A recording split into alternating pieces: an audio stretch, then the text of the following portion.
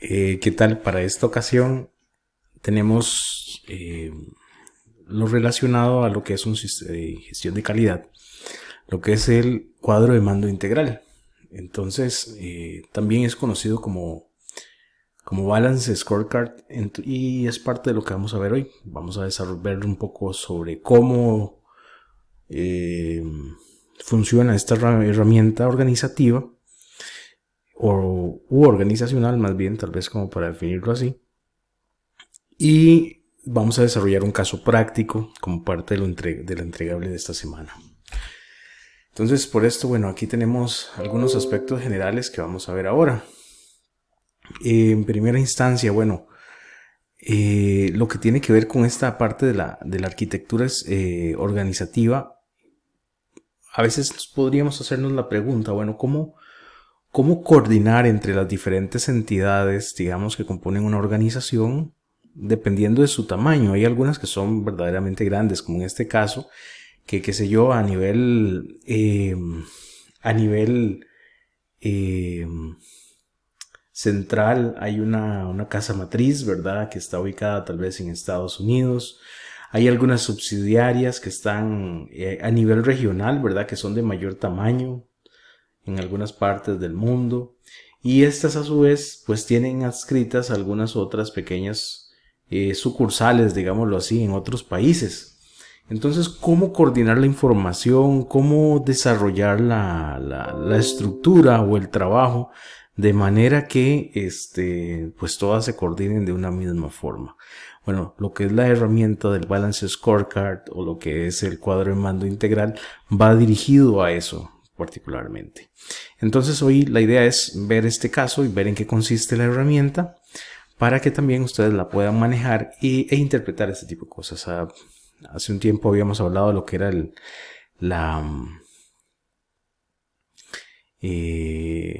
o más bien vimos lo del artículo de las ruedas cuadradas de la organización, ¿verdad? De cómo Scott Zimmerman representaba a una organización como una carreta. Entonces, eso está relacionado con esta parte. ¿Cómo nosotros podemos articular toda esa organización, esas carretas, para que vayan caminando en un sentido específico? Y eso es de lo que tenemos ahora para trabajar y ver ese caso específico que tenemos. Muy bien. Entonces, igual podríamos verlo a nivel local. Algo de lo que podría hacer referencia es, por ejemplo, cómo está constituida lo que es la Caja Costarricense de Seguro Social. Que hay una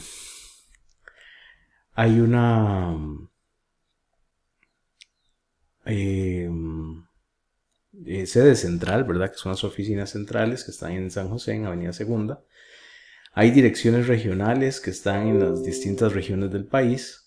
Y adicionalmente, hay hospitales nacionales, ¿verdad? Que en el caso nuestro está operado por redes, que se encargan de 3 hospitales nacionales, que es el México, San Juan de Dios y el Calderón Guardia, que son de muy alta complejidad. Posteriormente hay otros hospitales que son de tipos regionales, ¿verdad? Como tal vez el de Liberia, el Monseñor Zanabria, el de San Carlos, el de Pérez Celedón y otros periféricos, ¿verdad? Tal vez como lo que es el Hospital de San Ramón, el de Grecia, y así podríamos citar otros más. Entonces, de toda esa estructura, ¿cómo podríamos llegar a articularlo para que realmente pues lleven una misma línea? Eso es un poco de lo que el Balance Scorecard nos ayuda. Y aquí, bueno, también están lo que son áreas de salud y los EVAIS. Entonces, veamos que está desde la parte más estratégica de la organización hasta la parte más operativa. Y el Balance Scorecard interviene en todos ellos. Les mencionaba esta parte, entonces a nivel estratégico, pues tiene que estar también incorporado a nivel táctico, a nivel operativo, de cómo se va desenvolviendo esta herramienta, cómo se va desarrollando. Y bueno, es una de las cosas a ver. A nivel, al nivel estratégico más alto, igual hay algunos elementos que tienen que considerar ellos. También hay algunas cuestiones tácticas y operativas que están aquí, aunque esta es una toma de decisión particular, pues igual hay algunas cosas operacionales que están aquí que hay que resolver, y los mismos en los diferentes niveles. Y el Balance Scorecard nos ayuda para eso. ¿En qué consiste particularmente esto del Balance Scorecard o cuadro de mando integral? Lo que define, de acuerdo a esta presentación, es que sitúa a la estrategia en el centro de la organización y se enfoca hacia las diferentes áreas que lo integran. Entonces, y esto muestra, digamos, una interrelación entre las perspectivas y hacia la meta general de la organización mediante indicadores e inductores. ¿A qué se refiere esta parte de indicadores? Pues que de alguna manera tenemos que medir si las decisiones desde el nivel estratégico están siendo cumplidas en el nivel operativo y si estamos cumpliendo con una meta. Eso es parte de lo que se busca. Entonces es una forma en que nosotros podemos llegar a hacer la administración estratégica a partir de indicadores. Cada nivel tiene su requerimiento y eso es un poco lo que vamos a ver ahora. Por su parte, también la correcta selección de los indicadores tienen gran importancia, ya que los mismos han de explicar las razones del éxito o el fracaso de una empresa. Esto particularmente también, cómo deben de estar constituidos esos indicadores y cuáles son los más adecuados para mi organización, pues eso va a depender. Y en esto depende, me refiero a que en ocasiones puede darse la situación de que hay una meta a nivel estratégico definida. Digamos que en la visión dicen específicamente a dónde quieren llegar, pero los indicadores que definimos, tanto a nivel táctico, a nivel operativo, que estamos llevando, tal vez nos indican que todo está bien, pero cuando los analizamos a ver si se ha cumplido esa meta que nos fijamos a nivel estratégico, nos damos cuenta de que no, que tal vez anda muy mal el asunto y los indicadores nos están diciendo de que todo está bien. ¿Por qué? Porque no hay una correlación entre los indicadores y la meta que estamos analizando. Entonces es importante que los indicadores que escojamos realmente reflejen y se correlacionen con la meta que nosotros hemos definido. Entonces vean que aquí se menciona esa importancia de la correcta selección de lo que son los indicadores con los cuales vamos a trabajar. Muy bien. Parte de lo que se menciona, el Balance Scorecard es un poderoso instrumento para medir el desempeño corporativo y se ha demostrado que es la herramienta más efectiva para enlazar la visión, misión y la estrategia a 5 medidas de desempeño. Y esto es muy importante. Entonces ven, ya habíamos tenido oportunidad de ver lo de la parte de visión y misión antes que mencioné lo del artículo de las ruedas cuadradas de la organización de Zimmerman. Y esta herramienta viene a vincular todo esto. Entonces, para poder definir lo que es la correcta ejecución del Balance Scorecard, necesitamos la visión y la misión.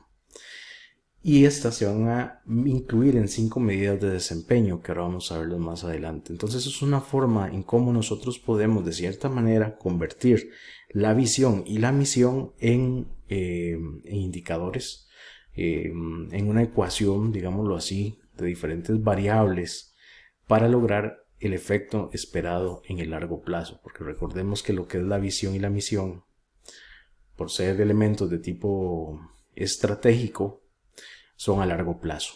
Entonces imagínense si definimos de forma incorrecta un indicador operativo o táctico, nos puede ir indicando que todo va bien, y cuando vamos a revisar si efectivamente se está cumpliendo con esto, pues nos da un error y vemos que más bien las cosas andan mal y no tuvimos un control adecuado,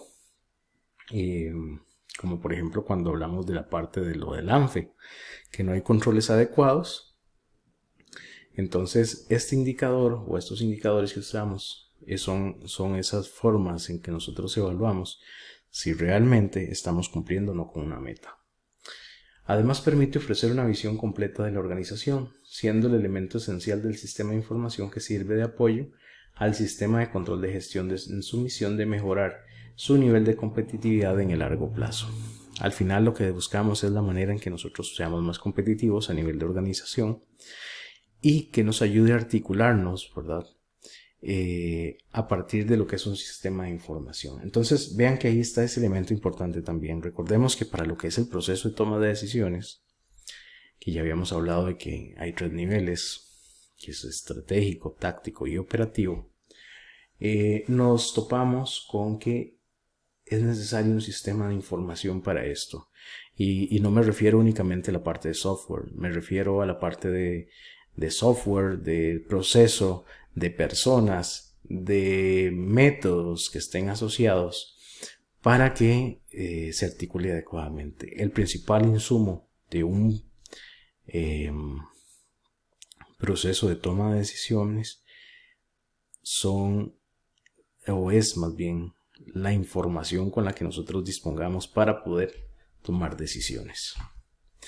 La aparición del Balanced Scorecard es el resultado de una necesidad de gestión de finales de siglo, la inestabilidad y complejidad del mercado debido en gran parte al desarrollo tecnológico experimentado en las últimas décadas ha mostrado fallas en los sistemas de gestión basados únicamente en aspectos financieros de una entidad.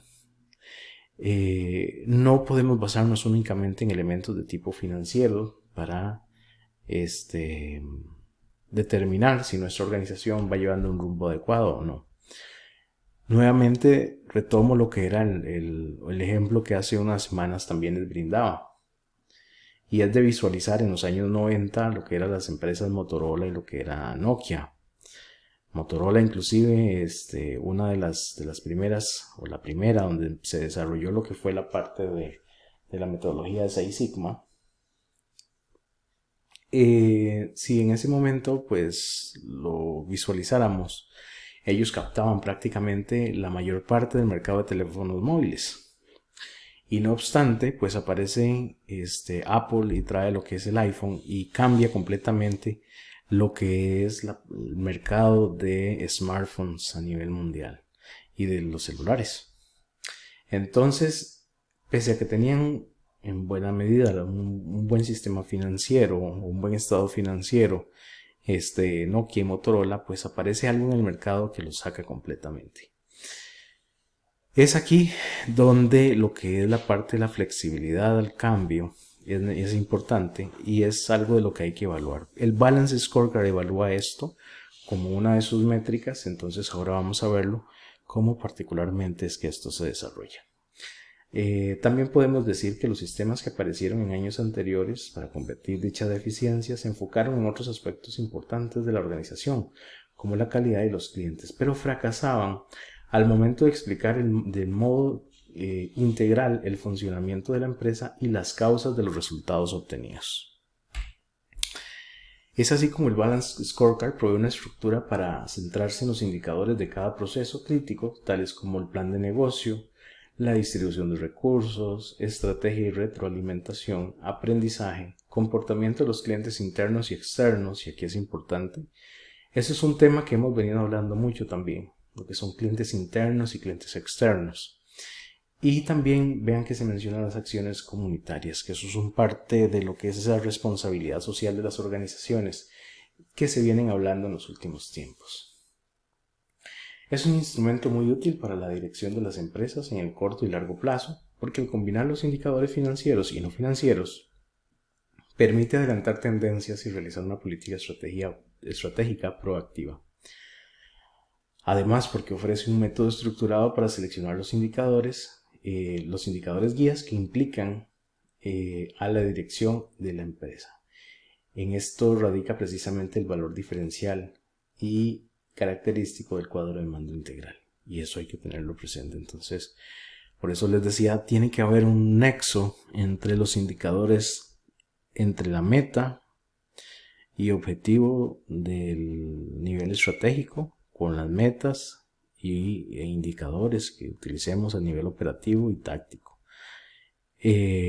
¿Por qué? Porque cuando nosotros vayamos completando el día a día, esa misma información tiene que realimentarnos en el proceso de toma de decisiones para saber si vamos bien o vamos mal, con la misma base de datos, con los mismos datos que estamos trabajando. para evitar el problema de duplicar información que muchas veces hay en las organizaciones. ¿A qué me refiero? Que en ocasiones tenemos un sistema de inventarios, un sistema transaccional en bodega, por ejemplo, y tal vez la diferencia que hay entre el inventario real y el inventario en el sistema es muy grande. Entonces a alguien se le puede ocurrir, bueno, llevemos un control manual, o también llevemos un control en una hoja de Excel. Entonces ya tenemos tal vez 2, 3 fuentes de datos y en todas ellas difiere. Entonces eso no es lo adecuado. Lo adecuado es que tengamos una sola fuente de información y nos enfoquemos en trabajar solo esa.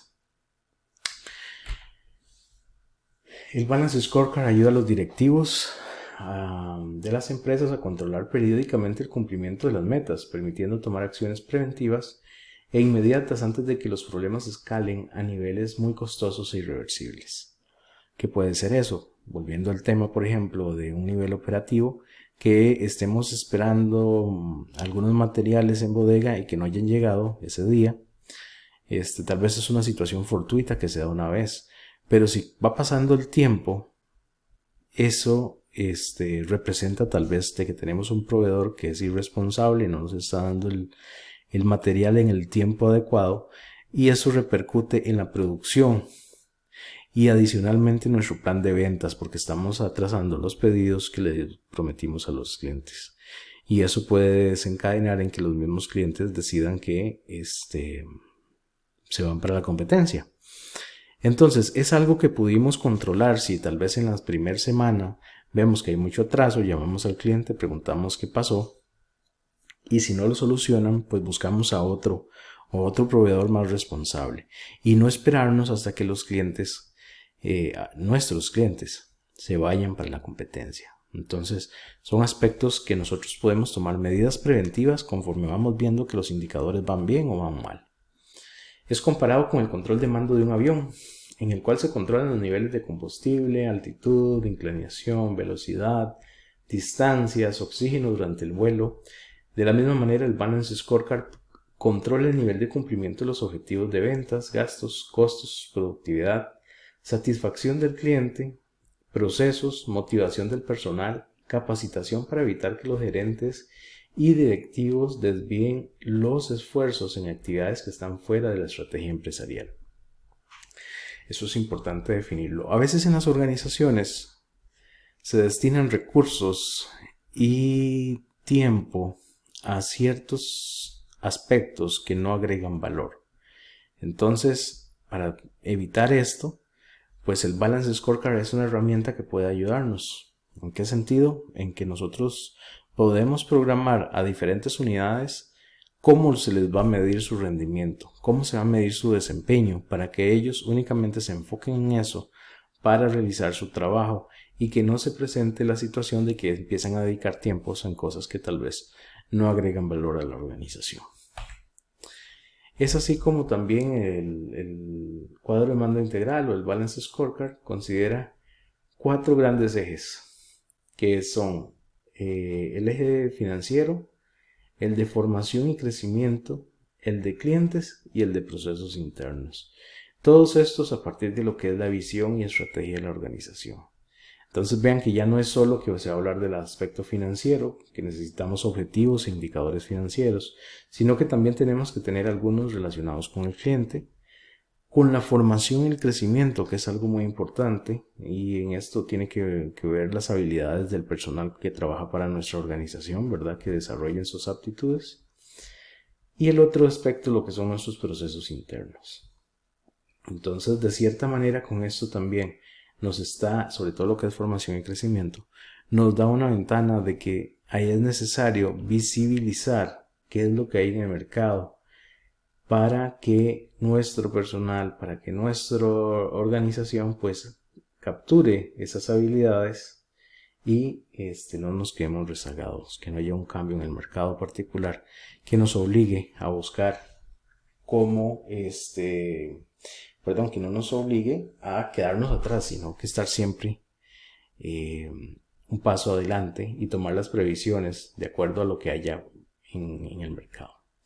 Entonces por eso que aquí hay que tener para el cuadro de mando integral lo que es un análisis externo, que era lo que les mencionaba ahora, que por ejemplo, determinar cómo se comporta en este momento, digamos, el mercado, ver si hay smartphones nuevos, si hay una tendencia, cómo esa tendencia puede estar afectándome a mí a nivel organizacional, ¿verdad? Y es que aquí hay un elemento particular, no necesariamente mi competencia va a definir las expectativas de mis clientes. Puede ser que mis clientes ya estén acostumbrados a que se brinden servicios similares de una manera y que eso me obligue a cambiar. Veamos, por ejemplo, un caso. Qué sé yo, el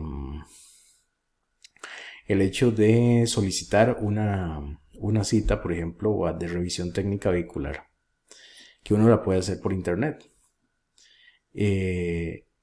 Un usuario o un cliente pues se puede sentir muy cómodo con esto. Pero cuando ese mismo usuario, ese cliente, va y hace necesita sacar una cita en el sistema de salud público costarricense, se da cuenta que no, que tiene que ir tal vez presencialmente a solicitarlo.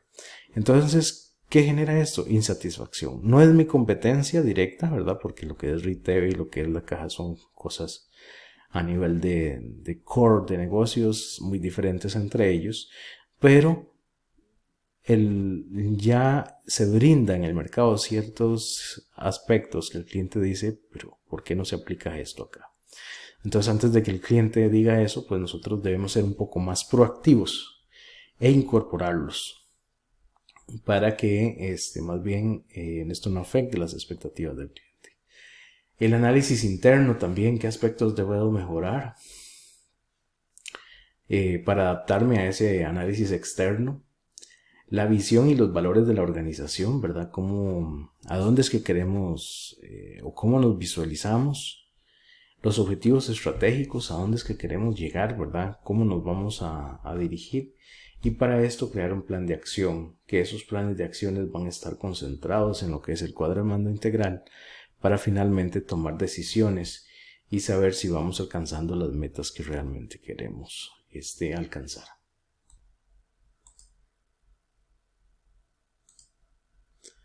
Y es así, por ejemplo, que aquí tenemos una visión. ¿Cómo podemos tomar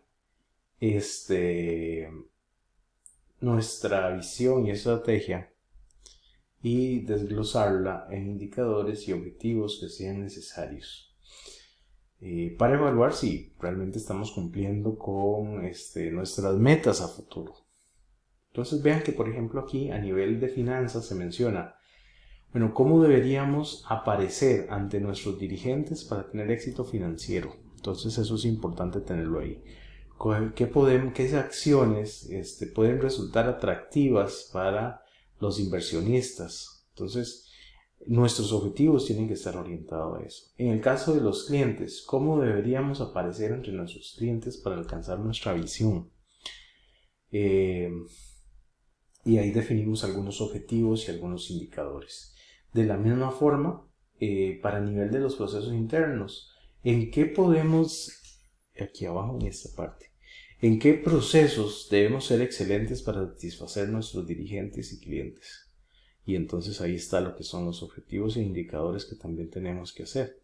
Esos inductores de actuación también son de cierta manera como esos factores claves que nos van a decir o responder estas preguntas. Por ejemplo, un inductor aquí podría ser qué procesos debemos tener, lo que es la respuesta al cliente, por ejemplo. Lo que es el tiempo de ciclo, que sea algo rápido, lo que es la flexibilidad del proceso. Son como características que hay que desarrollar y particularmente los vamos a monitorear por medio de los indicadores. La formación y crecimiento, cómo sustentamos nuestra capacidad de cambiar y mejorar para alcanzar nuestra misión. Eso es un poco de lo que vamos a trabajar ahí. Seguidamente está lo que es un poco, si se quiere, como un resumen de lo que hablábamos ahora. Entonces el Balance Scorecard sugiere que veamos a la organización desde 4 perspectivas, cada una de las cuales debe responder a una pregunta determinada. Número 1, el cliente. ¿Cómo nos ven nuestros clientes? En cuanto a procesos internos, ¿en qué debemos sobresalir? ¿Cuál es ese factor diferencial que hay en nuestros procesos? La formación y crecimiento. ¿Podemos continuar mejorando y creando valor? Bueno, es una de las cosas que hay que considerar. Lo que tiene que ver con las finanzas, ¿cómo nos vemos a los ojos de los accionistas? Bueno, es algo de lo que nosotros debemos desarrollar, ¿verdad? Entonces, eso por ahí, por un lado, son algunas de las preguntas que hay que responder. La construcción del cuadro integral debe animar a las unidades de negocios a vincular sus objetivos financieros con la estrategia de la empresa. Eso es muy importante.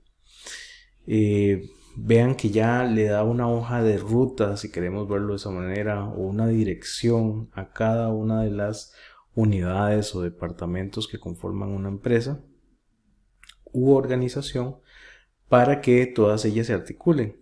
Los objetivos financieros sirven de enfoque para los objetivos indicadores en todas las demás perspectivas.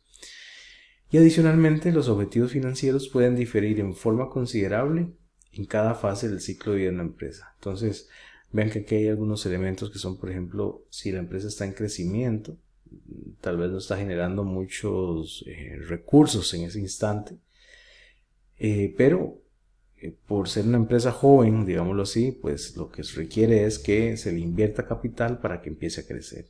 Luego vendrá lo que es la parte de cosecha, que ya no solo es una cuestión de hacer inversiones, sino que también ya empieza a producir algunos beneficios. Luego vendrá la parte de equilibrio, sostenimiento, que es que ya pues puede ir solventando los gastos que tiene y más bien devolver la inversión que se realizó en un inicio. Y posterior a esto ya viene la parte de contracción, que es cuando ya está al final de su ciclo de vida y pues requeriría de algún cambio para que pueda seguir manteniéndose en esa parte de equilibrio. Eso es un poco de los aspectos, digamos, en cuanto a la parte financiera. Ya ahí les describí por lo menos esas fases. Ahí les dejo esta parte de la presentación tal vez para que lo vean con más detalle. En cuanto al cliente, las empresas identifican los segmentos del cliente y de mercado que han elegido compartir. Estos segmentos representan las fuentes que proporcionan el componente de ingreso de los objetivos financieros y va mucho tal vez dirigido a lo que es la parte de satisfacción, que más adelante en el siguiente párrafo se menciona como uno de los objetivos o unos indicadores claves. Por ejemplo, o sea, además de la misma satisfacción que le hablaban, está la parte de retención, cuántos clientes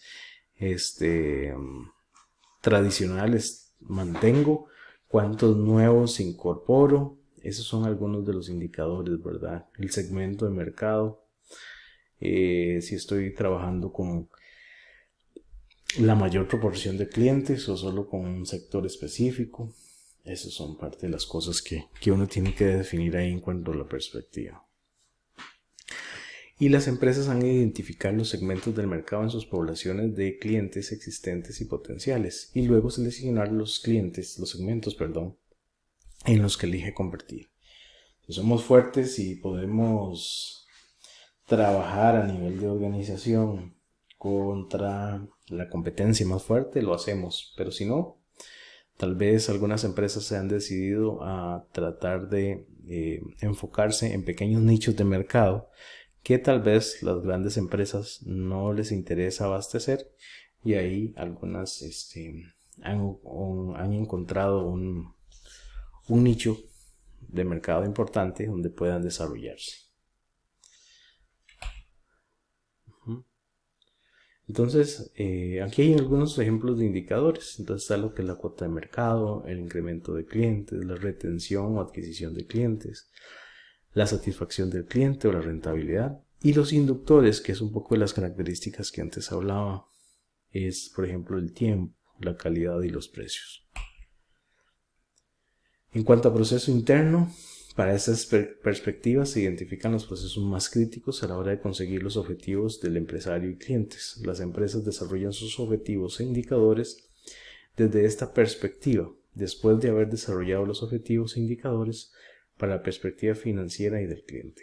Analiza la adecuación de los procesos internos de la empresa de cara a la obtención de la satisfacción del cliente y conseguir altos niveles de rendimiento financiero. Para alcanzar este objetivo se propone un análisis de los procesos internos desde una perspectiva de negocio y una predeterminación de los procesos claves a través de la cadena de valor. Hay 4 tipos de procesos que se mencionan acá. Los de operaciones, que tienen que ver con el análisis de la calidad y la reingeniería. Procesos de gestión de clientes, la selección de clientes, captación de clientes, retención. Procesos de innovación, ejemplo, el porcentaje de productos nuevos, el porcentaje de patentes que se realizan, la introducción de nuevos productos en relación a la competencia. Nótese ahí que esa parte va muy dirigida a monitorear cómo se está comportando el mercado.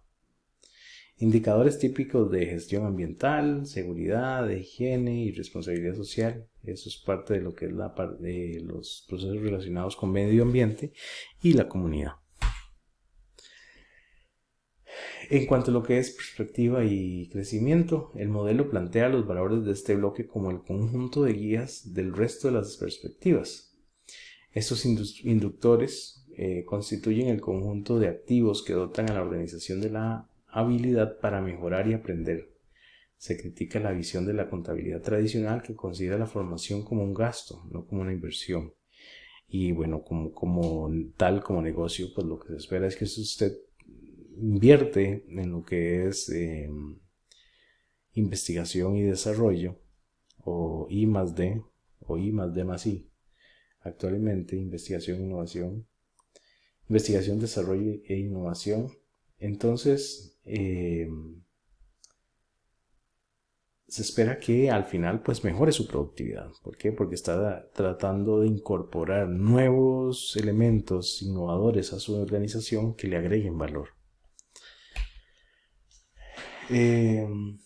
La perspectiva del aprendizaje y la mejora es la menos desarrollada debido al escaso avance de las empresas en ese punto. Y de cualquier forma, la aportación del modelo es relevante. Por ahí recuerdo en este caso,